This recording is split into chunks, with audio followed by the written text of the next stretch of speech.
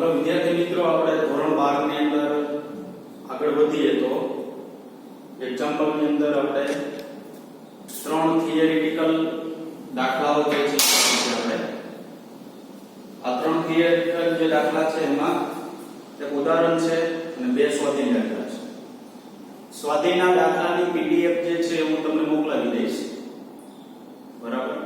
અહીંયા બોર્ડ ઉપર તમને સમજાવી દઈશ અને પીડીએફ જે છે ને તેના ઉપરથી તૈયાર કરી નાખવાનું, બરાબર.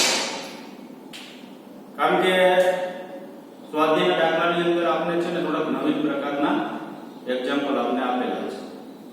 અમુક વસ્તુ જે છે એ આપણે માન્ય રાખવું પડશે અને જેટલી સમજાવે એવી વસ્તુ છે એટલી હું તમને સમજાવી દઈશ, બરાબર. તો ઉદાહરણ નંબર છે 7.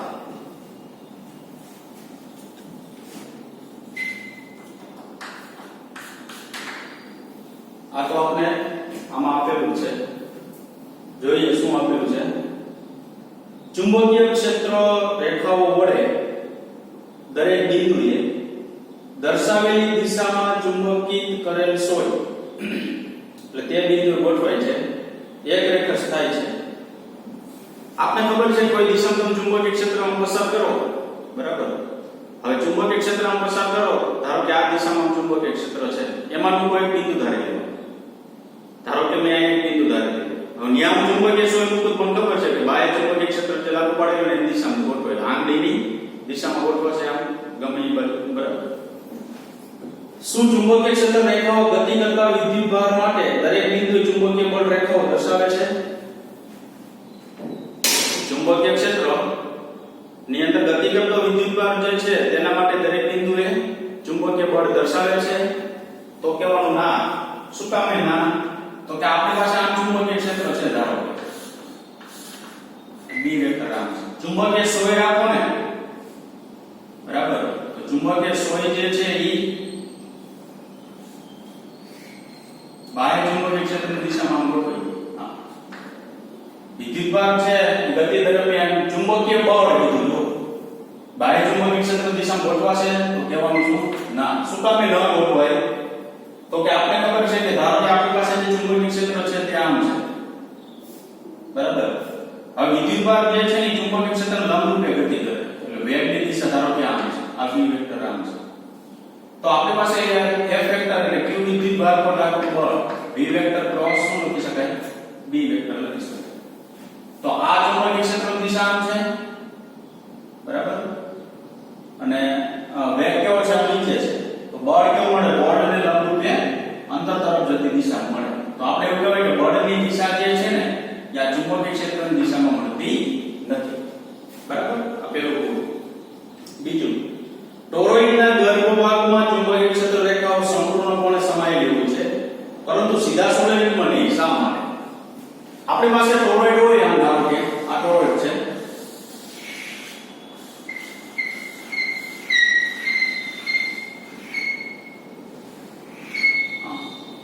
બધી ક્ષેત્ર રેખાઓ જે છે એ આમાં સમાયેલી હોય છે. આ સોલેનોઇડ છે, એમાં ક્ષેત્ર રેખાઓ જે છે એ સમાયેલી હોતી નથી. શું કામ એને સમાયેલી હોતી? તો કે અહીંયાથી જો આ એક છેડા છે ને બે છૂટા, આ બે છેડા છૂટા છે ને આ બે છેડા કેવા છે? ભેગા છે, બરાબર.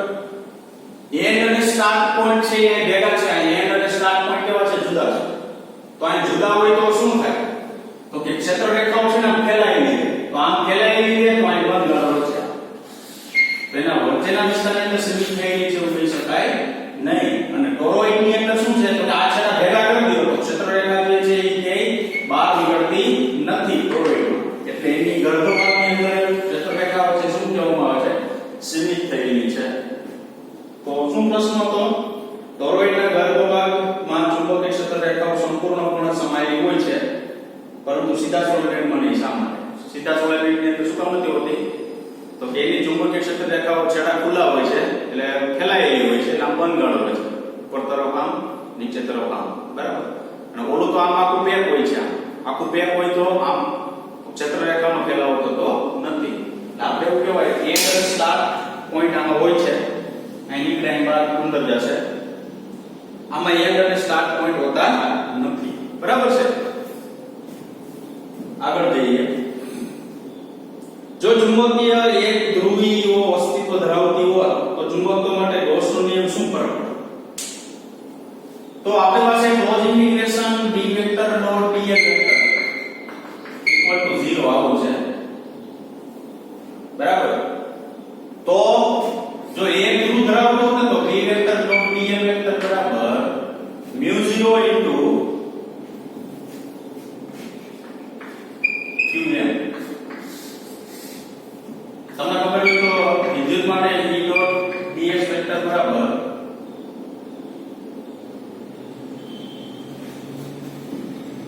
ds સોરી l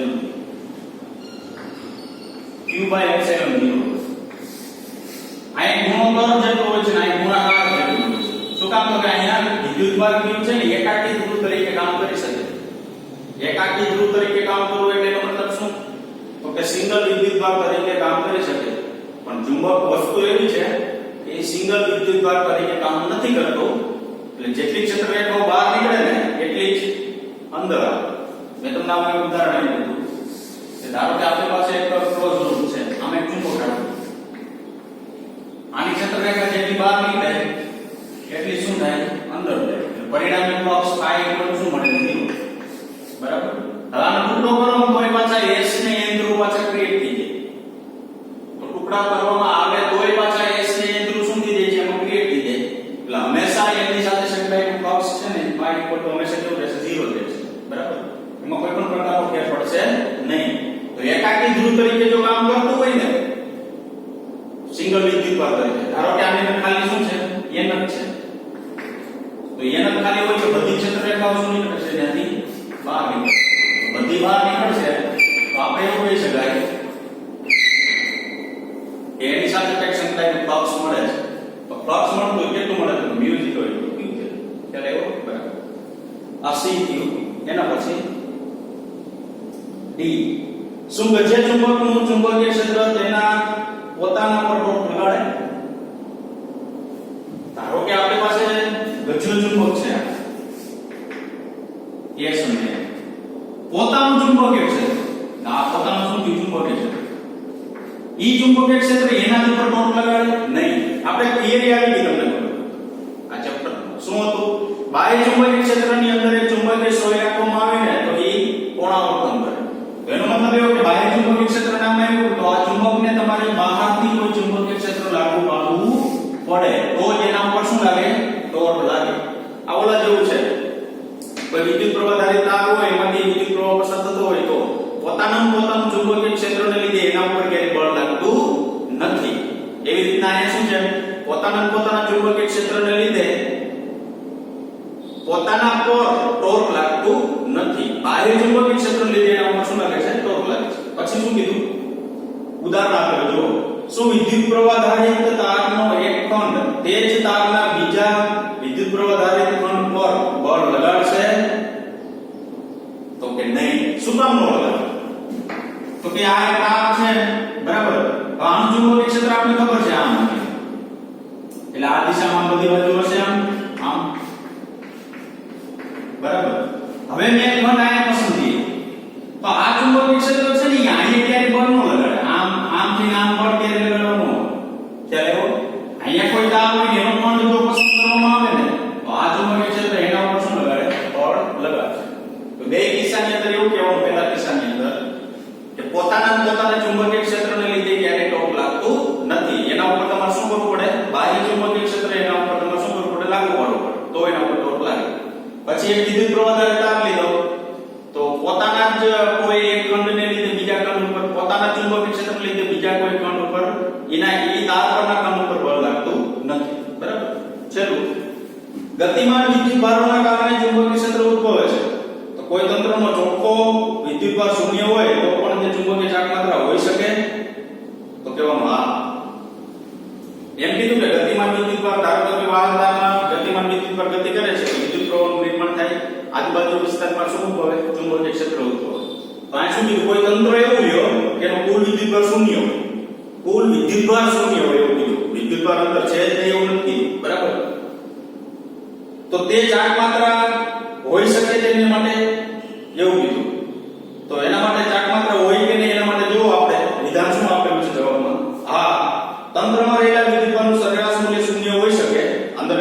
વિદ્યુતભારનું સરેરાશ મૂલ્ય શૂન્ય હોઈ શકે. વિદ્યુતભાર શૂન્ય છે એવું કહી શકાય નહીં. તો વિદ્યુતભાર હોય તો ચુંબકીય ક્ષેત્ર મળે. તો જુદા જુદા પ્રવાહધારિત લૂપ ના લીધે મળતી ચુંબકીય ચાકમાત્રાનું સરેરાશ મૂલ્ય શૂન્ય ન પણ હોય. તો જુદું જુદું લૂપ લેવામાં આવે તો એનું પરિણામી વિદ્યુતભાર શૂન્ય છે, પરંતુ જે વિદ્યુત પ્રવાહ છે એ શૂન્ય ન પણ હોઈ શકે. તો એક ઉદાહરણ આપેલું છે. આપણે પેરામેગ્નેટિક પદાર્થ માટે આ પ્રકારના ઉદાહરણોમાં જોયું કે પરમાણુનો ચોખ્ખો વિદ્યુતભાર શૂન્ય હોય છતાં તે ચોખ્ખો ચુંબકીય ચાકમાત્રા ધરાવે છે. પરમાણુની પેરામેગ્નેટિક પદાર્થમાં શું જોયું? તો કે સામાન્ય પરિસ્થિતિની અંદર દરેક પરમાણુ જે છે એ પોતાની ચુંબકીય ચાકમાત્રા ધરાવે છે, બરાબર.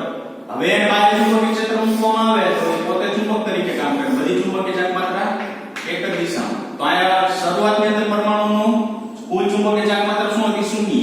ધારો કે દરેક સાથે સંકળાયેલો વિદ્યુતભાર કુલ કેવો છે? શૂન્ય. સરેરાશ શૂન્ય છે, પરંતુ એ દરેક ચાકમાત્રા તો ધરાવે જ છે. બાહ્ય ચુંબકીય ક્ષેત્ર લાગુ પડો કે દરેકની ચાકમાત્રા એક જ દિશામાં ગોઠવાઈ જશે, બરાબર. એટલે ગતિમાન વિદ્યુતભાર હોય તો એટલે જો આમ તો સ્થિર અણુ છે એવું કહેવાય. તો અણુ સાથે સંકળાયેલો વિદ્યુતભાર કેવો હોય? સ્થિર, બરાબર. તો ગતિમાન જો ચુંબકીય ક્ષેત્ર ઉદ્ભવે તો સ્થિર અણુ પણ ચુંબકીય ક્ષેત્ર ઉદ્ભવી શકે, બરાબર. તો આ જે છે એ આપણા પાસે ઉદાહરણ નંબર 7, બરાબર. હવે આગળ વધીએ.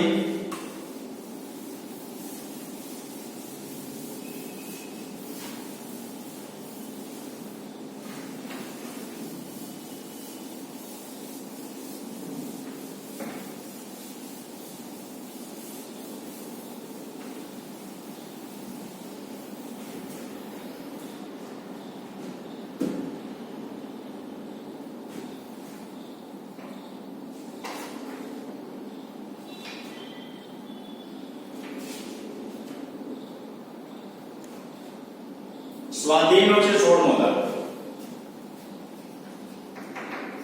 5.16, બરાબર.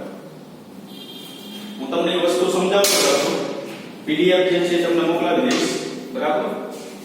કારણ કે લખાણમાં તો શું છે ખૂબ જ લાંબુ થશે એટલા માટે. શું છે પહેલો પ્રશ્ન? જ્યારે પેરામેગ્નેટિક પદાર્થને ઠંડો પાડવામાં આવે ત્યારે શા માટે તે વધુ મેગ્નેટાઇઝેશન દર્શાવે છે? પેલો એવું તો ડાયમેગ્નેટિક, બીજો એવું તો પેરામેગ્નેટિક અને ત્રીજો એવું તો ફેરોમેગ્નેટિક. હવે એવું કીધું કે પેરામેગ્નેટિક પદાર્થને ઠંડો પાડવામાં આવે તો શા માટે એનું મેગ્નેટાઇઝેશન વધે છે? તો હું એક ઉદાહરણ લઉં. ધારો કે એક પેરામેગ્નેટિક પદાર્થ. હવે સામાન્ય પરિસ્થિતિની અંદર શું છે? દરેક પદાર્થ પેરામેગ્નેટિક પદાર્થના દરેક અણુઓ જે છે એ ચુંબકીય ડાયપોલ મોમેન્ટ ધરાવે છે, પણ પરિણામી ચુંબકીય ડાયપોલ મોમેન્ટ શું? શૂન્ય. હવે યાદ રાખવાનું, પેરામેગ્નેટિક પદાર્થની અંદર રહેલા અણુઓ જે છે સામાન્ય પરિસ્થિતિની અંદર ઉષ્મીય દોલનો કરતા હોય. તમે જે આગળ ભણી ગયા, બરાબર, કે સામાન્ય પરિસ્થિતિની અંદર કોઈ પણ ઘન પદાર્થ છે તેમના અણુઓ જે છે પોતાના મધ્યમન સ્થાનની આસપાસ શું કરતા હોય? દોલનો કરતા હોય. તો અહીંયા કેવા દોલનો કરે છે? ઉષ્મીય. હવે ઉષ્મીય દોલનો કરતા હોય તો હવે તમે આનું ટેમ્પરેચર ઘટાડો. જેમ ટેમ્પરેચર વધારશો ને તેમ ઉષ્મીય દોલનો વધશે. એમ તે પદાર્થ ક્યારેય ચુંબક તરીકે કામ કરશે નહીં. શું કામ? તો કે એ સ્થિર થતા નથી અને એક દિશામાં ગોઠવવાની કોશિશ કરશે. હવે તમને એવું કીધું તાપમાન ઘટાડવામાં આવે. હવે આનું તાપમાન ઘટાડવાનું એટલે ઉષ્મીય દોલન શું થાય? ઘટે. તો ઉષ્મીય દોલન જો આમાં ઘટે ને તો પદાર્થના દરેક પરમાણુઓ જે છે એની ચુંબકીય ડાયપોલ મોમેન્ટ ધીમી પડશે. આ દોલન ઘટતી હોય ધીમી પડશે અને એક દિશામાં ગોઠવવાની શું કરશે? કોશિશ કરશે અને પદાર્થનું મેગ્નેટાઇઝેશન શું થાય? વધશે. ધારો કે આમ ન ખબર પડે તો આપણી પાસે એક સૂત્ર હતું. શું સૂત્ર હતું? ક્યુરીનો નિયમ. કે કોઈ પણ પદાર્થ છે તે પદાર્થનું મેગ્નેટાઇઝેશન તેમાં લાગુ પડેલા ચુંબકીય ક્ષેત્રના સમપ્રમાણમાં અને તાપમાનના વ્યસ્ત પ્રમાણમાં હોય છે. તો m પ્રોપોર્શનલ b ના છેદમાં કેપિટલ શું લખ્યું? d. તો m પ્રોપોર્શનલ b ના છેદમાં કેપિટલ d લખવામાં આવે તો શું થાય? જુઓ, આ b તો આપણે અહીંયા આવ્યો હોય m પ્રોપોર્શનલ 1/d. આપણે તો વાત ચુંબકીય ક્ષેત્રની બાહ્ય ચુંબકીય ક્ષેત્ર નથી કરવાની, આપણે તાપમાન સાથે લેવા દેવા. તાપમાન અને મેગ્નેટાઇઝેશન. હજુ જે આ તાપમાન ઘટાડો તો છેદ ઘટ્યો કહેવાય કે નહીં? તો છેદ ઘટે તો ઓટોમેટિક મેગ્નેટાઇઝેશન શું થાય? વધે. સિમ્પલ વસ્તુ. તો પેલો પ્રશ્ન જે કીધું એમાં શું છે? જો પેરામેગ્નેટિક પદાર્થને ઠંડો પાડતા તેના પરમાણુઓના કંપનો ઓછા થાય છે અને પરમાણુની ચુંબકીય ડાયપોલ મોમેન્ટ બાહ્ય ચુંબકીય ક્ષેત્રને વધુ સમાંતર ગોઠવે. આટમ જે લાગુ પાડેલો હોય ને એની વધુ સમાંતર ગોઠવે અને ડાયપોલમાં ભંગાણ સર્જવાનું વલણ ઘટે. ભંગાણ એટલે વધુ પ્રમાણમાં જે ડાયપોલ મોમેન્ટ દોલનો કરતી હોય ને એ એમાં ઘટાડો થાય છે અને ક્ષેત્રને વધુ સમાંતર ગોઠવાય છે. તેથી આપેલા ચુંબકીય ક્ષેત્ર માટે વધુ મેગ્નેટાઇઝેશન દર્શાવે. એટલે આ જે ચુંબકીય ક્ષેત્ર તમે લાગુ પાડેલો હોય તેના માટે વધુ મેગ્નેટાઇઝેશન દર્શાવશે. બરાબર છે? ચાલો આગળ બીજો પ્રશ્ન. નરમ લોખંડના ટુકડાના હિસ્ટેરેસિસ લૂપનું ક્ષેત્રફળ તેટલા જ કાર્બન 16 માનું બીજું છે. બરાબર. તેથી વિરુદ્ધ શા માટે ડાયમેગ્નેટિક તાપમાન થી લગભગ સ્વતંત્ર છે? આનાથી વિરુદ્ધ કીધું. ડાયમેગ્નેટિક છે તાપમાનથી શું કામ સ્વતંત્ર છે? હવે જો તાપમાનથી સ્વતંત્ર શું કામ કીધું? તો કે હું કોઈ ડાયમેગ્નેટિક પદાર્થ છે ધારો કે આ ડાયમેગ્નેટિક પદાર્થ છે. ડાયમેગ્નેટિક એટલે પેલું, બીજું એટલે પેરામેગ્નેટિક ને છેલ્લું ફેરોમેગ્નેટિક. આ ડાયમેગ્નેટિક પદાર્થને બાહ્ય ચુંબકીય ક્ષેત્રની અંદર મૂકો. બાહ્ય ચુંબકીય ક્ષેત્રની અંદર મૂકો ને તો ઓલરેડી એની ચુંબકીય ડાયપોલ મોમેન્ટ છે ને એ બાહ્ય ચુંબકીય ક્ષેત્રની વિરુદ્ધ જ ગોઠવાય છે. જુઓ તો એને તાપમાન ને હવે આમાં તમે તાપમાન વધારો કે આમાં તાપમાન ઘટાડો, કદાચ ઘટાડો ને કોઈ ચુંબકીય ક્ષેત્ર ઉત્પન્ન ન થાય, વધારો તો ચુંબકીય ક્ષેત્ર એમાં છે જ નહીં. બરાબર. ડાયમેગ્નેટિક પદાર્થ છે એની ચુંબકીય ડાયપોલ મોમેન્ટ ઓલરેડી બાહ્ય ચુંબકીય ક્ષેત્રની વિરુદ્ધ દિશામાં ગોઠવે છે. એટલે તાપમાનથી કેવું કહેવામાં સ્વતંત્ર, તાપમાન સાથે કોઈ લેવા દેવા છે નહીં. તો ડાયમેગ્નેટિક પદાર્થની પ્રેરિત ચુંબકીય ડાયપોલ મોમેન્ટ હંમેશા બાહ્ય ચુંબકીય ક્ષેત્રની વિરુદ્ધ જ હોય છે. તેથી ડાયમેગ્નેટિક તાપમાનથી કેવું કહેવામાં સ્વતંત્ર કહેવામાં. ખ્યાલ આવ્યો? એના પછી ત્રીજું, જો ટોરોઇડના કોર માટે બિસ્મથનો ઉપયોગ કરવામાં આવે, ધારો કે આપણી પાસે ટોરોઇડ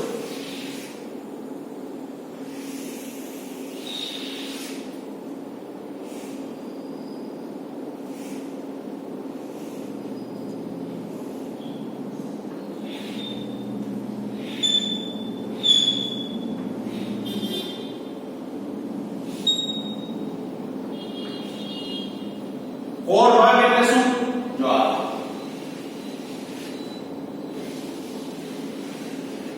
કોનો ઉપયોગ કર્યો? બિસ્મથનો ઉપયોગ કર્યો.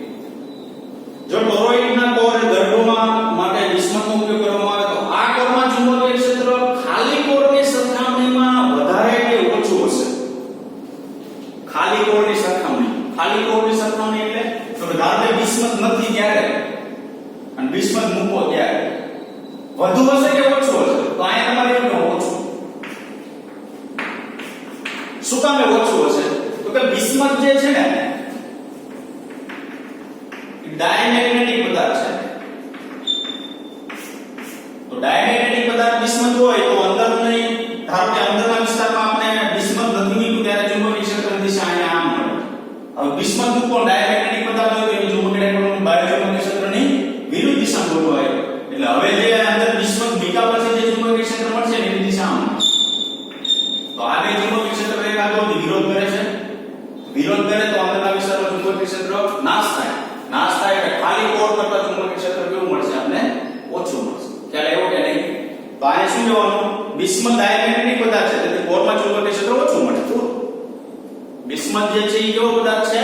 ડાયમેગ્નેટિક પદાર્થ છે તેથી કોરની અંદર જે ચુંબકીય ક્ષેત્ર આપણે પ્રાપ્ત થશે એ કેવું પ્રાપ્ત થશે? ઓછું ચુંબકીય ક્ષેત્ર આપણે પ્રાપ્ત થશે. ખ્યાલ આવ્યો કે નહીં વિદ્યાર્થી મિત્રો? પરિવાર કહી દો કે તમે આ બિસ્મથ મૂકેલું નથી પછી બિસ્મથ મૂકો. પહેલા બિસ્મથ જ મૂકેલું એટલે ધારો કે ચુંબકીય ક્ષેત્ર આપણને B જેટલું મળે. બિસ્મથ મૂકો ત્યારે કેટલું મળે છે? B1. બિસ્મથ મૂકો એટલે એ ડાયમેગ્નેટિક પદાર્થ છે. ડાયમેગ્નેટિક પદાર્થ જ્યારે ન મૂકો ત્યારે બધી ચુંબકીય ક્ષેત્ર રેખા ધારો કે આમ હોય. હવે મૂકો ત્યારે બધી આમ થાય એટલે અંદર જે ચુંબકીય ક્ષેત્ર છે એનો વિરોધ કરે ચુંબકીય ક્ષેત્ર ઘટે એટલે આ તમે કન્ડિશન આમ લાગુ પાડી શકો. શું કામ? તો કે આ બિસ્મથ નહોતું મૂક્યું ત્યારનું ચુંબકીય ક્ષેત્ર છે ને આ બિસ્મથ મૂકો ત્યારનું. બરાબર. એનો જવાબ આવશે કે બિસ્મથ ડાયમેગ્નેટિક પદાર્થ છે તેથી કોરમાં ચુંબકીય ક્ષેત્ર ઓછું મળશે. બરાબર. ચાલો D. શું ફેરોમેગ્નેટિક પદાર્થની પરમિએબિલિટી એટલે કે પારગમ્યતા ચુંબકીય ક્ષેત્રથી સ્વતંત્ર છે? જો ના તો ઓછા કે વધારે કયા ક્ષેત્ર માટે તે વધુ હોય? ફેરોમેગ્નેટિક પદાર્થ જે છે બરાબર એની પરમિએબિલિટી કીધી. તો ફેરોમેગ્નેટિક પદાર્થની પરમિએબિલિટી આપણે ખબર છે μ ત્રણ કન્ડિશન લખેલી છે ડાયમેગ્નેટિક પદાર્થ માટે કાય mu ને a બરાબર એપ્સિલોન વાળી તો ફેરોમેગ્નેટિક પદાર્થ માટે કેવી છે mu કેવી છે 1 છે હવે પરમિએબિલિટી એક કરતા ખૂબ જ કેવું છે વધારે હવે તમને ખબર હોય તો સૂત્ર આવી ગયું v બરાબર mu h mu ને હું અહીંયા કરતા કરું તો b ના છેદમાં શું થાય h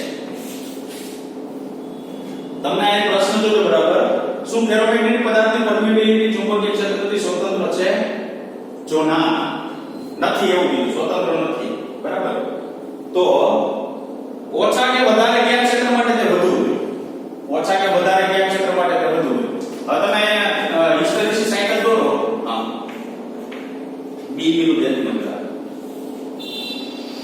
આમ જોઈએ આમ આવી રીતે હિસ્ટેરિસિસ સાયકલ બરાબર હવે જો આપણે mu ની વેલ્યુને શું કહેવાય તો b અને h થી બનતું ગુણોત્તર અથવા ઢાળ કહેવાય તો b ના છેદમાં h એટલે એક પ્રકારનો ઢાળ છે ને mu ની વેલ્યુ દર્શાવે હવે અહીંયા ઢાળ જેટલો હોય એના કરતા અહીં વધુ હોય જેટલો હોય એના કરતા અહીં વધુ હોય આગળ જશો વધશે અહીંયા શું થશે તો કે h ની વેલ્યુ શૂન્ય થઈ જશે જુઓ કારણ કે h ની વેલ્યુ શું થઈ જાય શૂન્ય આમ આવ્યો ને ગ્રાફ છે સૂર્ય નથી તો સૂર્ય ગ્રાફ હોત ને તો તમારે એવું કહી શકાય કે mu બરાબર b ના છેદમાં h બરાબર તો h mu છે ને મને કેવું મળે મેક્સિમમ મળે મહત્તમ હવે આ બિંદુ પાસે શું થશે તો કે અહીં સૂર્ય ગ્રાફ થઈ જશે તો h બરાબર 0 થઈ ગયું તો h બરાબર 0 થઈ જાય તો એનો મતલબ એવો કે h ની વેલ્યુ ખૂબ જ થઈ ગઈ ઓછી થઈ ગઈ mu બરાબર b થઈ ગયું બરાબર હવે ધારો કે આ b સાથે આપણે લઈ લેવા દેવાનું નથી આપણે mu પ્રોપોર્શનલ 1/h સાથે લઈએ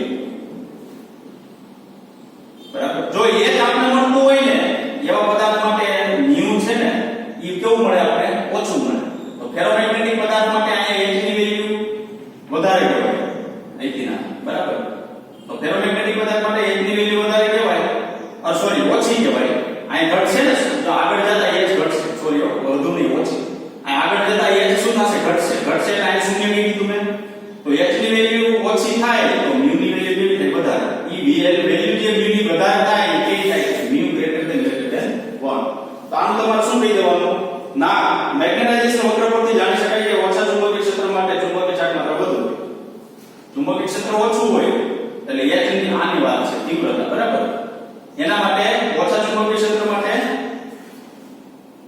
ચાર્જ માત્રા જે છે એ કેવી હોય છે એની ચુંબકીય ચાર્જ માત્રા વધુ જોવા મળે છે બરાબર આ d ને e હતો ફેરોમેગ્નેટિક પદાર્થની પરમિએબિલિટી mu greater than 1 હોય છે તેથી ચુંબકીય ક્ષેત્ર રેખાઓ હંમેશા ફેરોમેગ્નેટિક પદાર્થની સપાટીને આડછેદ પર દરેક બિંદુએ કેવી હોય છે લંબરૂપે હોય છે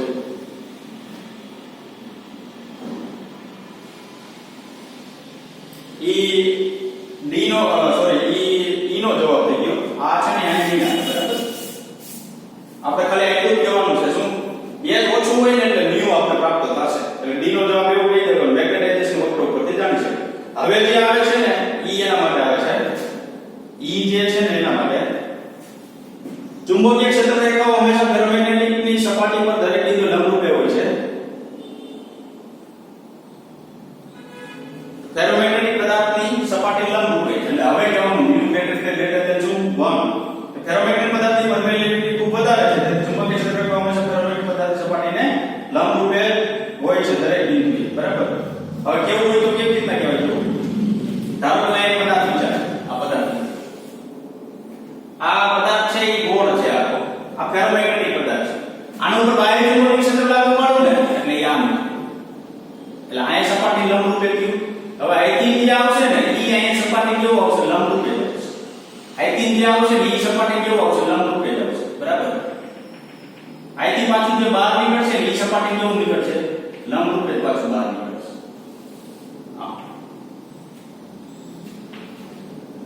કોકે આવો પદાર્થ મારે લેવો છે તો આવા પદાર્થ માટે એક સપાટી કેવું મળે લંબરૂપે મળશે એટલે બાહ્ય ચુંબકીય ક્ષેત્ર છે ફેરોમેગ્નેટિક પદાર્થ તરફ શું થશે ખેંચાશે શું કામ ખેંચાશે તમને ખબર છે કોઈ ફેરોમેગ્નેટિક પદાર્થ હોય બાહ્ય ચુંબકીય ક્ષેત્રની અંદર મૂકો તો પદાર્થની અંદરનું ચુંબકીય ક્ષેત્ર શું થાય વધે એટલે બધી ચુંબકીય ક્ષેત્ર રેખાઓ આમ ભેગી થાય ડાયમેગ્નેટિકમાં બધી કેવી થાય આમ છૂટી પડે તો આ બધી ભેગી થાય તો સપાટી ચુંબકીય ક્ષેત્ર હંમેશા અહીં કેવું મળશે તમને લંબરૂપે મળશે બરાબર એ છેલ્લું શું ફેરોમેગ્નેટિક પદાર્થના મહત્તમ શક્તિ મેગ્નેટાઇઝેશનનું મૂલ્ય ફેરોમેગ્નેટિક પદાર્થનું મહત્તમ મેગ્નેટાઇઝેશન જે છે પેરામેગ્નેટિક અને ફેરોમેગ્નેટિક. ધારો કે આ પેરામેગ્નેટિક પદાર્થ છે.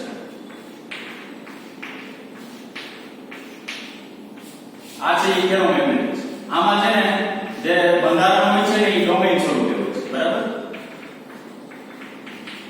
મેગ્નેટાઇઝેશન બંને સમાન માનવું હોય છે. હવે એક વસ્તુ યાદ રાખજો, પેરામેગ્નેટિક પદાર્થમાં જો તમારે મેગ્નેટાઇઝેશન ઉત્પન્ન કરવું હોય ને તો બહુ વધુ પ્રમાણમાં ચુંબકીય ક્ષેત્રમાં લાગુ પડવું પડે, જે તમે પ્રેક્ટિકલી કરી ન શકો, બરાબર. કાયમી ચુંબક બનાવવું હોય તો તમને એમ થાય તો આમાં કાયમી ચુંબક પેરામાં બનવું જોઈએ ને, પણ કાયમી બનાવવા માટે વધુ ચુંબકીય ક્ષેત્ર જરૂર પડે, આ વધુ ન પડે. હવે આનો પ્રથમ ડાયરેક્ટ ચુંબકીય ક્ષેત્ર લાગુ પાડશો ને, બરાબર, એટલે ડાયરેક્ટ બધી ચુંબકીય ક્ષેત્ર બધી ચુંબકીય ડાયપોલ મોમેન્ટ છે એ ડાયરેક્ટ એકદિશા ગોઠવાઈ જશે. હવે આપણે એવું કહી શકાય, જો ધારો કે આમાં 100 પરમાણુ છે, આમાં 100 છે, પેરામાં 100 ફેરામાં 100. હવે 100 એ આમાં તમે થોડું ચુંબકીય ક્ષેત્ર લાગુ પાડો ને 100 એ દિશા ગોઠવી, એટલે આ કાયમી ચુંબક કામ તરીકે કરી શકે. હવે આમાં 100 આના જેટલી છે, પણ જેટલું ચુંબકીય ક્ષેત્ર આમાં લાગુ પાડો ને એટલું આમાં પાડો તમે આની અંદર, બરાબર, તો બધી ચુંબકીય ડાયપોલ મોમેન્ટ જે છે એ દિશા ગોઠવાતી નથી. પરંતુ શું કરવાનું તો કે આમાં ચુંબકીય ક્ષેત્ર ઓછું લાગુ પાડો તો એ 100 ગોઠવાઈ જાય. આમાં ચુંબકીય ક્ષેત્ર કેવું લાગુ પાડવાનું, વધુ લાગુ પાડવાનું, વધુ લાગુ પાડી બધી ચુંબકીય ડાયપોલ મોમેન્ટ એક દિશા ગોઠવી દેવાની 100 ને, તો 100 એક દિશામાં આમાંય ગોઠવાઈ ગઈ, આમાંય ગોઠવાઈ ગઈ. પરંતુ ફેર શું કે આમાં ઓછું ચુંબકીય ક્ષેત્ર લાગુ પાડી તો ગોઠવાઈ ગઈ, આમાં લાગુ પાડવું પડ્યું વધારે, બરાબર. પણ ચુંબકીય ક્ષેત્ર જે લાગુ પાડી એ અલગ અલગ છે, પણ બેમાં ઉદ્ભવતું મેગ્નેટાઇઝેશન આવે કેવું થઈ ગયું, સમાન. શું કામ તો કે આમે 100 એક દિશામાં ગોઠવાઈ ગયું, આમે 100 એક જ દિશામાં ગોઠવાઈ ગઈ, બરાબર. તો એના જવાબની અંદર શું લખશું આપણે, આ બે જુદા જુદા દ્રવ્યોનું પરમાણુ ડાયપોલની પ્રબળતા થોડો તફાવત હોવા ઉપરાંત સમાન સામ્યતા ધરાવે છે. એ જુદા જુદા છે પણ સમાન સામ્યતા ધરાવે છે. સંતૃપ્ત મેગ્નેટાઇઝેશન ધરાવતા ફેરોમેગ્નેટિક પદાર્થ સમાન કર્ણનું હશે, પણ સંતૃપ્ત થવા માટે પ્રાયોગિક રીતે અશક્ય એવા ઊંચા તાપમાન ચુંબકીય ક્ષેત્ર જરૂરી પડે. હવે આને મેં કીધું ને કે જે તમારે શક્ય નથી પ્રાયોગિક રીતે કરવું એવા ચુંબકીય ક્ષેત્ર આની અંદર શું કરવું પડે, લાગુ કરવું પડે, તે એક દિશામાં ઈ ગોઠવો. હવે સ્વાધ્યાયનો 17મો દાખલો છે. ફેરોમેગ્નેટિક મેગ્નેટાઇઝેશન વક્રમાં અપ્રતિવર્તીપણું ડોમેન ચિત્રના આધારે ગુણાત્મક રીતે સમજાવો.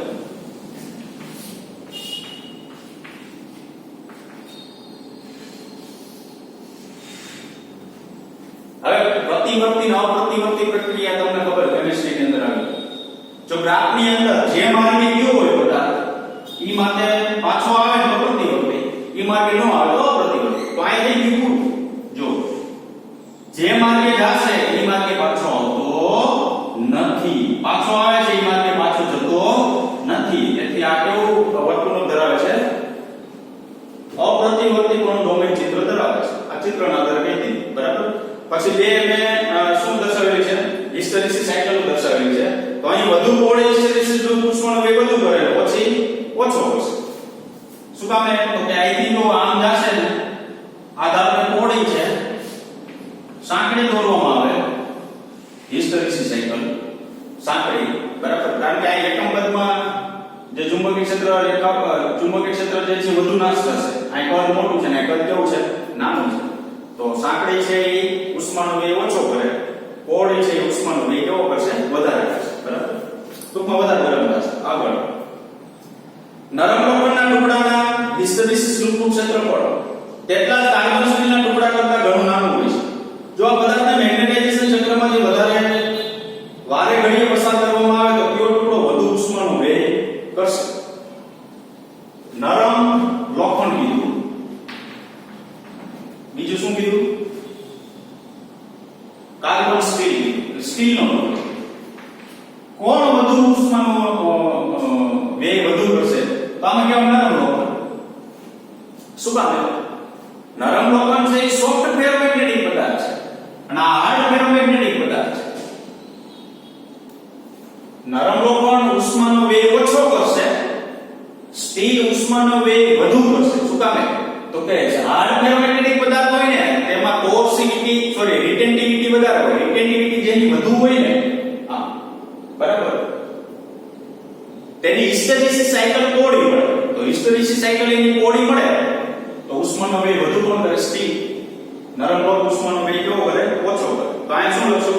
કાર્બન સ્ટીલનો ટુકડો વધુ ઉષ્માનો વેગ કરશે. કાર્બન સ્ટીલનો ટુકડો, કારણ કે તેના માટે હિસ્ટેરિસિસ લૂપનું ક્ષેત્રફળ વધુ જોવાયું, અને દરેક વક્ર દરમિયાન વેડફાતી ઉષ્મા ઊર્જા આ લૂપના ક્ષેત્રફળના કેવા હોય છે? સમપ્રમાણ. વેડફાતી ઊર્જા એ ક્ષેત્રફળના સમપ્રમાણમાં. ક્ષેત્રફળ વધુ, વેડફાતી ઊર્જા વધુ. ક્ષેત્રફળ ઓછું તો એમાંથી વેડફાતી ઊર્જા કેટલી થશે? ઓછી થશે. બરાબર. ચાલો સી, હિસ્ટેરિસિસ લૂપ દર્શાવતું ફેરોમેગ્નેટિક જેવું તંત્ર એ મેમરી સંગ્રહ કરવાનું સાધન છે. આ વિધાનનો અર્થ સમજો. હવે હિસ્ટેરિસિસ લૂપ છે મેમરી સંગ્રહ કરવાનું સાધન છે. શું કામ? હવે જો ત્યાં તમે પાછા આવ્યા ને આમ, બરાબર, તો આ જગ્યાએ H શૂન્ય થશે પણ B શૂન્ય થતું નથી. તો રિટેન્ટિવિટી પાસે તો કે H શૂન્ય થશે, B શૂન્ય ન થતું, તો કે આટલી કે ઊર્જા ભરેલી છે કે નહીં? તો આટલી જે આ ઊર્જા ભરેલી છે ને એ કોના તરીકે કામ કરશે? મેમરી સ્વરૂપે કામ કરશે. તમને ખબર હોય તો તમારી પાસે એટીએમ કાર્ડ હોય તો એમાં કાળી પટ્ટી હોય. જો તો એટીએમ કાર્ડ છે તેની અંદર કાળી જે પટ્ટી છે ને એક પ્રકારનું ચુંબકીય મેમરી જે છે સંગ્રહ કરવાનું સાધન છે. એની અંદર કંઈક ડેટા જે છે સંગ્રહ થઈ શકે. બરાબર. તમે H શૂન્ય કરી નાખો પણ B શૂન્ય થતું નથી, એટલે આટલો વિસ્તાર કંઈક અંદર ભરેલો હોય છે. એ જે છે કોના તરીકે કામ કરે છે? મેમરી તરીકે કામ કરે છે. કાંઈ તમે બહુ મોટું લખેલું છે, પરંતુ મેં તમને જે કીધું એ પ્રમાણે તમે લખી શકો. બરાબર. એવી રીતના તમે એટીએમ કાર્ડ છે, પછી ઘણા બધા એવા કાર્ડ હોય શોર્ટ તે કે એની અંદર છે ને કાર્બન લીટો હોય. બરાબર. કાળા કલરનો, એ કાળા કલરનો જે લીટો છે ને એ ચુંબકીય મેમરી સંગ્રહ કરવાનું સાધન છે. ચોથું, કેસેટ પ્લેયરની મેગ્નેટિક ટેપિંગ કોટિંગ આવરણ માટે. એનો મતલબ એવો કે સીડી પ્લેયર હોય ને, બરાબર, એની અંદર મેમરી કઈક સંગ્રહ થાય. કેસેટ પ્લેયર તમને ખબર હોય તો જૂના જમાનામાં કેસેટ આવતી, એમાં એક પ્રકારનો તાર નીકળતો કાળા કલરનો. એક પ્રકારનું ચુંબકીય ક્ષેત્ર સંગ્રહ કરવાનું એક સાધન કહેવાય. ચુંબકીય ક્ષેત્ર એટલે કોના દ્વારા? ચુંબકીય ક્ષેત્ર દ્વારા એક મેમરી સંગ્રહ થાય. બરાબર. આધુનિક કોમ્પ્યુટર મેમરી સંગ્રહ માટે કયા પ્રકારના ફેરોમેગ્નેટિક પદાર્થ વપરાય છે? આધુનિક કોમ્પ્યુટર મેમરી ફ્લોપી આવે. ફ્લોપી તમે જોયું હોય તો એ ફ્લોપી ની અંદર એક પ્રકારનું આખું કોટિંગ હોય છે. બરાબર. સિરામિક છે. સિરામિક એટલે કોણ? તો કે બેરિયમ આયન ઓક્સાઇડ, અને જેમને શું કહેવામાં આવે છે? ફેરાઇટ્સ કહેવામાં આવે છે. બેરિયમ આયન ઓક્સાઇડ એક પ્રકારનું સિરામિક છે. બેરિયમ આયન ઓક્સાઇડ દ્વારા કોમ્પ્યુટરની મેમરી જે છે એને શું કરવામાં આવે છે? સંગ્રહ કરવામાં આવે છે. એના પછી અવકાશમાં અમુક વિસ્તારોને મેગ્નેટિક ક્ષેત્રથી અલગ કરવો છે, કોઈ પદ્ધતિ જણાવો. અવકાશમાં એક એવો વિસ્તાર છે કે મેગ્નેટિક એટલે કે ચુંબકીય ક્ષેત્રથી અલગ કરવો છે, એવો વિસ્તાર જણાવો. તો હવે જુઓ જી, આપણી પાસે ધારો કે આ એક સુપર કંડક્ટર છે. સુપર કંડક્ટરમાં આપણે શું કીધું હતું કે ચુંબકીય ક્ષેત્ર રેખા આમ આવે, બધી એનાથી દૂર તરફ આવશે. મિશનર અસર કીધી, ખબર? બરાબર. પણ સુપર કંડક્ટર બનાવવું ને એ તો ખૂબ જ અઘરી વસ્તુ છે. સુપર કંડક્ટર એમ ન બને. બરાબર. તો એના માટે એક બીજો ઉપાય જોઈએ. શું ઉપાય છે? ધારો કે એક નરમ લોખંડની રિંગ લેવામાં આવે. નરમ લોખંડની શું લેવામાં આવે? રિંગ લેવામાં આવશે. બરાબર. હવે આ છે આમ ટોપ વ્યૂ દેખાય છે, હું મારી સાઈડ વ્યૂ આમ સાઈડમાં ધ્યાન રાખું. હવે શું થશે? તો કે અહીંથી ચુંબકીય ક્ષેત્ર આવે છે, આને બાહ્ય ચુંબકીય ક્ષેત્રની અંદર આમ મૂકી દીધી. હા, બરાબર. બાહ્ય ચુંબકીય ક્ષેત્રની અંદર મૂકી દીધી તો નરમ લોખંડ છે ને એ બાહ્ય ચુંબકીય ક્ષેત્રને આમ ખેંચે. કોના જેવું થશે ખબર છે? ગેલ્વેનોમીટરમાં એક નરમ લોખંડનો નળાકાર લીધો. આ નરમ લોખંડનો નળાકાર જે છે ને એ કોના તરીકે કામ કરતો હતો? તો કે ચુંબકીય ક્ષેત્રને ત્રિજ્યાવર્તી બનાવે એવું કામ કરતો તો કે નહીં? બરાબર. તો હવે શું થાય? અહીંથી ચુંબકીય ક્ષેત્ર રેખા આમ આવે તો એના કોર ભાગમાંથી પસાર થઈ પાછી આવી જશે. અહીંથી ચુંબકીય ક્ષેત્ર રેખા આવે અને કોર ભાગમાંથી પસાર થઈને પાછી આવી જશે. તો એનો મતલબ એવો કે રિંગ જો હું આમ રાખું, અહીંથી આમ રિંગ રાખી, બરાબર, તો હું આમ રિંગની વચ્ચે ચુંબકીય ક્ષેત્ર રેખા આમ જવા દઉં ને તો એ આમ જશે નહીં, આમ ઉપર થઈ આ કોરમાંથી પસાર થઈ જશે. બીજી ચુંબકીય ક્ષેત્ર રેખા આ બાજુમાં પસાર થઈ જશે. ત્રીજી આમ નીચેથી પસાર થઈ જશે. ચોથી આમ આ બાજુ પસાર થશે. તો આને વચ્ચેના વિસ્તારમાં B બરાબર શું થઈ જાય 0 શું કામ તો વચ્ચેથી કોઈ પણ પ્રકારની ચુંબકીય ક્ષેત્ર રેખા પસાર થતી નથી બરાબર તો આ પ્રશ્ન અવકાશના મૂળ વિસ્તારમાં મેગ્નેટિક ક્ષેત્રથી અલગ કોઈ પદ્ધતિ અપનાવો તો રિંગ વાળી પદ્ધતિ કીધી શું લખ્યું છે આમાં અવકાશના જે વિસ્તારમાં મેગ્નેટિક ક્ષેત્રથી અલગ કરવો છે તેની ફરતે નરમ લોખંડની રિંગ રાખવામાં આવે જેથી મોટાભાગની ચુંબકીય ક્ષેત્ર રેખાઓ રિંગમાંથી પસાર થાય છે અને અવકાશનો આ વિસ્તાર પૃથ્વીના ચુંબકીય ક્ષેત્ર કરતા અલગ છે જો રિંગમાંથી પસાર થાય એટલે રિંગની અંદરથી પસાર નથી થતો એનો કોર ભાગ એટલે કે પરિઘ ભાગ જે છે ને એમાંથી પસાર થાય તો પરિઘ ભાગમાંથી પસાર થાય તો વચ્ચેનો વિસ્તાર કેવો થાય B બરાબર 0 તો બાહ્ય ચુંબકીય ક્ષેત્ર ન્યા છે નહીં બાકી બધી બાહ્ય ચુંબકીય ક્ષેત્ર છે એટલે અવકાશથી વિસ્તાર કેવો પડ્યો કહેવાય અલગ પડ્યો કહેવાય બરાબર તો વિદ્યાર્થી મિત્રો આપણે આ પ્રશ્ન નંબર થશે કેટલાનો 5.16 અને 5.17 બરાબર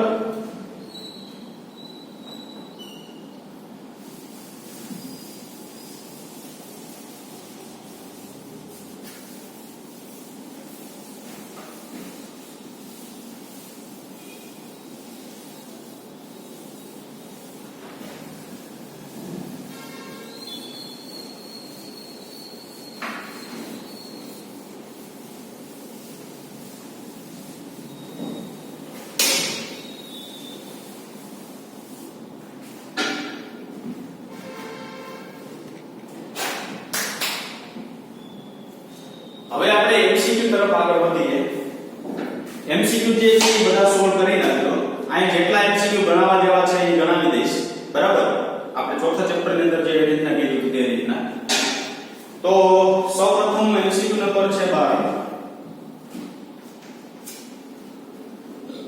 શું છે MCQ જો આ વિદ્યુત પ્રવાહ ધારી એક વાહક તારને વર્તુળાકાર રૂપમાં વાળવામાં આવે એક વાહક તાર છે એને વર્તુળાકાર રૂપમાં શું કરવામાં આવે વાળવામાં આવે હવે જો આ વિદ્યુત પ્રવાહ ધારી એક તાર હોય ધારો કે L લંબાઈનો છે એને હું વર્તુળાકાર વાળી દઉં તો મારા માટે L બરાબર 2 પાઈ r થઈ છે તમને ખબર છે મૂળ લંબાઈ છે ને એ પણ આ જેટલી થઈ ગઈ પરિઘ જેટલી થઈ જશે તો પરિઘ જેટલી થઈ જાય તો r બરાબર શું લખી શકું L ના છેદમાં 2 પાઈ આ એક વિગત આવવાનું છે તેની સાથે સંકળાયેલ ચુંબકીય ચાકમાત્ર કેપિટલ M હોય ચુંબકીય ચાકમાત્ર એટલે મેગ્નેટિક મોમેન્ટ કેપિટલ M હું આ એના એ નહીં લખું જો શું કામ એમ તો કે કોઈ એક તાર છે ને એમાંથી એક જ રિંગ બનાવેલી છે તો કોઈ એક તારમાંથી જો હું એક જ રિંગ બનાવું ને કોઈ તારમાંથી હું એક જ જો રિંગ બનાવું ને તો એમાં આટા સંખ્યા એક જ થાય બરાબર તો M બરાબર r a આગળ તો વાહક તારની લંબાઈ કેટલી હશે વાહક તારની લંબાઈ મેળવવાની છે આ કેપિટલ L મેળવવાની તો કેપિટલ M બરાબર I તો I એ તો આપણી પાસે છે નહીં બરાબર પણ હું આમ લખી શકું છું પાઈ r સ્ક્વેર કારણ કે રિંગ છે એનો આ ક્ષેત્રફળ pi r square I pi r તો મારી પાસે છે નહીં L square by 4 pi square આ કેપિટલ M મારે શું મેળવવાનું છે લંબાઈ તો L ને કરતા કરતો કારણ કે મૂળ લંબાઈ L છે એને કરતા કરતો તો capital 4 m pi square by I pi આવતા છે એક એક પાઈ કેન્સલ થઈ જાય તો 4n પાઈ બાય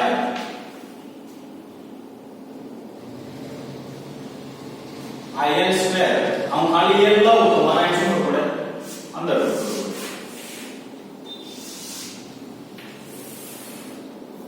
બરાબર ચાલો આગળ જઈએ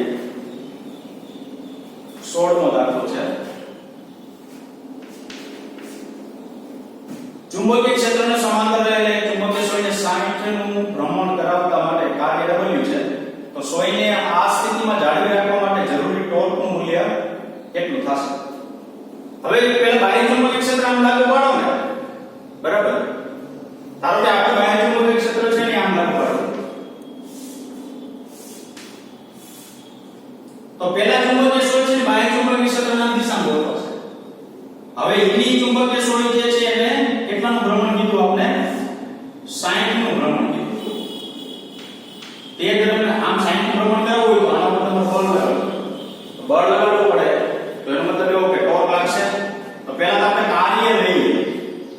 કાર્ય કેટલું કર્યું તો કે પહેલા બાહ્ય ચુંબકીય ક્ષેત્રની દિશામાં ગોઠવાયેલી હતી એટલે ખૂણો 0 હતો. કેટલાનું પ્રમાણ કર્યું 60 નું તો અંતિમ ખૂણો કેટલો થશે 60. તો આપણે કાર્ય ખબર છે W બરાબર -mb cos θ2 cos θ1 આવું સૂત્ર છે. તો -mb cos sin cos શું લખી શકાય 0 તો -mb અહીં 1/2 -1 તો -1/2 -1 એટલે -1/2 એટલે પ્લસ mb આ કાર્ય કર્યું બરાબર. હવે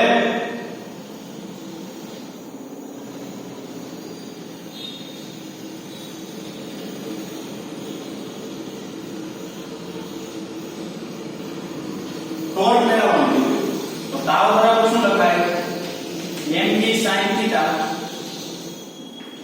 mb sin કેટલા લખવાના 60 તો mb by √3/2 આ √3 ના શું થાય by 2. તો જો જે આપણી પાસે અહીં mb છે તો mb બરાબર તમે શું લખી શકો સોરી આ mb/2 છે mb/2 એટલા બરાબર તમે શું લખી શકો w એટલે √3 શું લખાય w આટલું તો ક્લાસ.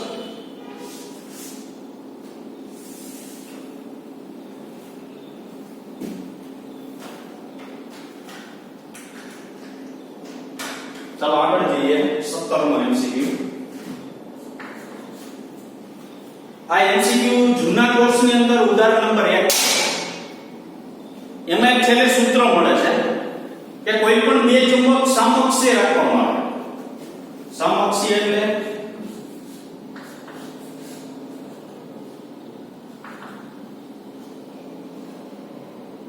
બે ની અક્ષ પછી s ધ્રુવીયનું જે હોય બરાબર. સમકક્ષ હોય તેમાં બે ગજ્યા ચુંબક વચ્ચેનું અંતર r હોય ત્યારે તેની વચ્ચેનું બળ 4.8 ન્યૂટન લાગે છે. બે વચ્ચેનું એટલે કેન્દ્રથી આમ અંતર લેવાનું.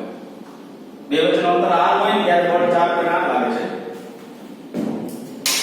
હવે અંતર વધારી 2r કરવાનું ડબલ અંતર કરવાનું તો તેમની વચ્ચે લાગતું બળ જે છે ખાલી જગ્યા થશે બરાબર. તો ઈ કોના ઉપરથી મળશે આપણે F proportional 1/r square sorry r/4. આ સૂત્ર યાદ રાખજો તમને તે r/4 કેતી તો આ તમારો આખો દાખલો જો હોય ને અને સાબિતી બહુ મોટી છે અઘરી છે અને મોટી છે. તો જૂના કોર્સની અંદર ચેપ્ટર નંબર 5 ઉદાહરણ નંબર 1 છે બરાબર. બે ચુંબક છે સમકક્ષે ગોઠવાયેલા છે. બંને ચુંબક સમકક્ષ હોય તો બંને વચ્ચે લાગતું બળ કેટલું તો F proportional 1/r/4. તો હવે આપણી પાસે શું થાય તો કે આપણી પાસે F1 4.8 છે ન્યૂટન. F2 આપણે શું કરવાનું છે મેળવવાનું. R1 એટલે તમારે R કહી દેવાનું અને R2 એટલે કેટલું કરવાનું છે 2R. તો હું અહીં F2 બાય શું કરું F1 કરું. F2 બાય F1 F2 મેળવવું છે તો અહીંયા શું થશે R1 બાય R2 ની 4 આવું થાય. કારણ કે વ્યસ્ત પ્રમાણમાં છે 2/1 કરું તો અહીં 1/2 થાય. હવે શું થાય તો કે R1 છે મારી પાસે R અને R2 છે ને મારી પાસે કેટલું છે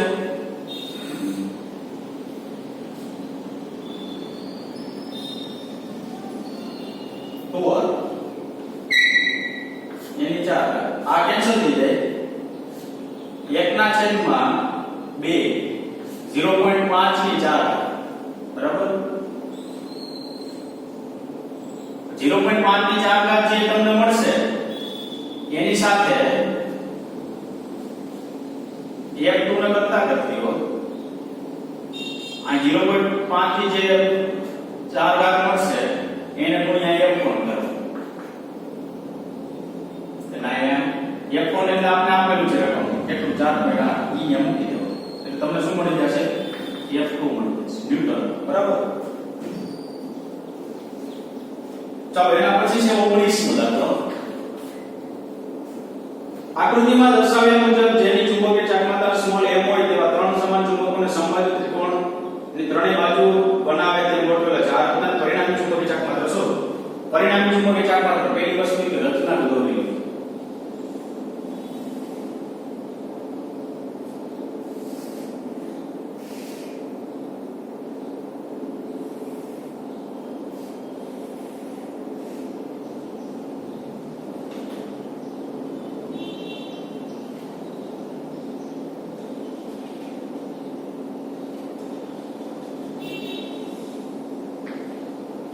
ચુંબકના નામ જે એવા છે ને હું મારી રીતના નામ આપું છું.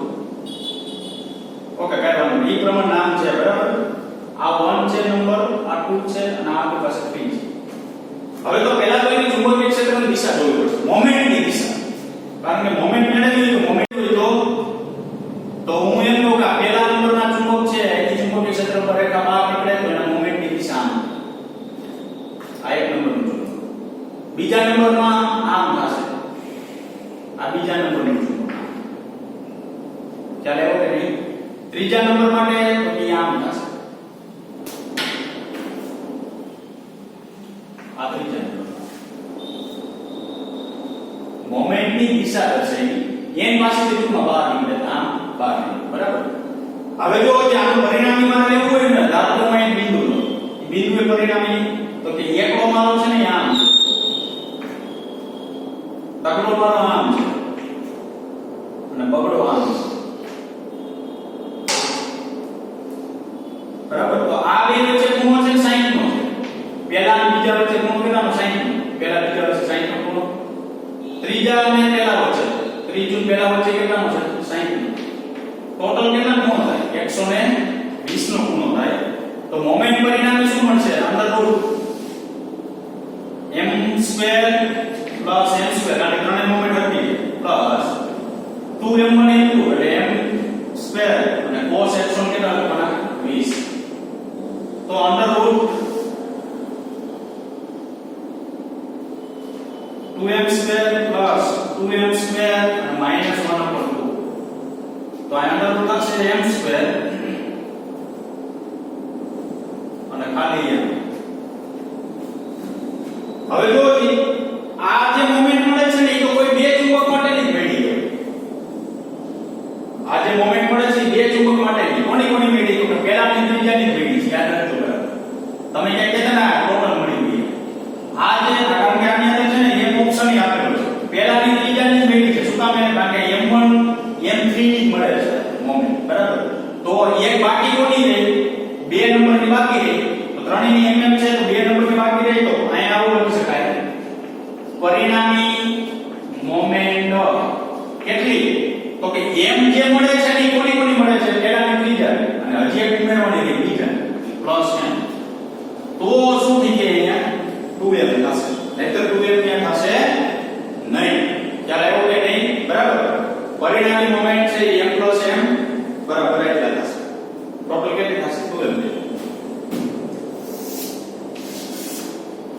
ચાલો હવે છે સ્વાધ્યાયનો MCQ નંબર 20.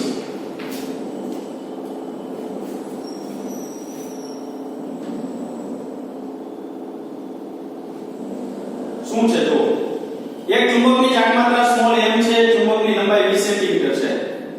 તેને 12 સેન્ટીમીટર અને 8 સેન્ટીમીટર લંબાઈના બે ટુકડામાં કાપવામાં એક ચુંબક આપેલું છે. એની લંબાઈ છે 20 સેન્ટીમીટર. બે ટુકડા કરી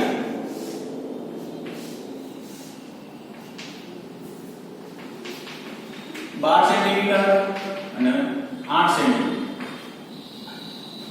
આ બંને ટુકડા પરસ્પર લંબ સ્થિતિમાં ગોઠવવામાં આવે કે જેથી તેમના અસમાન ધ્રુવો એકબીજા પર સંપાત થાય.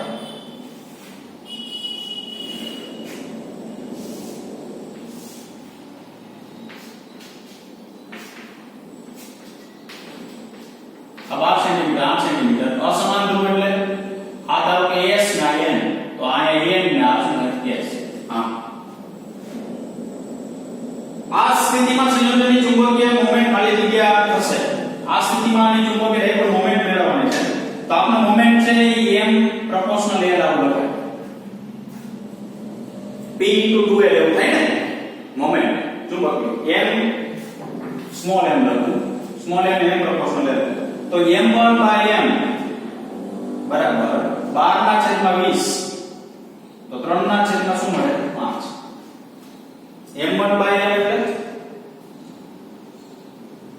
12/20 આ મોમેન્ટ છે ને ઈ મૂળ ચુંબકની છે આ મોમેન્ટ પહેલા ચુંબકની છે કેટલા ટુકડો થયો 12 નો બરાબર ઈ બેનો જો તમે ગુણોત્તર લ્યો ગુણોત્તર સરખામણી કરો તો તમને m1/m કેટલું મળે છે 3/5 એવી રીતના m2/m કેટલું મળે તો અહીંયા તમે એક રિઝલ્ટ મેળવ્યું m1 બરાબર 3/5m એવી રીતના m2 કેટલું મળે તો 8/20 અને 2/5 m મીટર નથી હો મોમેન્ટ તો પરિણામી મોમેન્ટ શું થાય આને જુઓ પરિણામી મોમેન્ટ કેટલી થશે તો √m1² અને m2² તો √ માં શું કરવાનું 3/5m એનો સ્ક્વેર વત્તા 2/5m એનો સ્ક્વેર તો √ માં 9 + 4/25 m² આવું થશે આમ સાદું આપો તો √ 13/5m આવી મોમેન્ટ મળશે એટલે એવો બરાબર √ 13/5m એ પ્રકારની મોમેન્ટ પ્રાપ્ત થશે બરાબર તો વિદ્યાર્થી મિત્રો આપણે અહીંયા સુધી રાખીએ છીએ MCQ હવે પછી આગળના લેક્ચર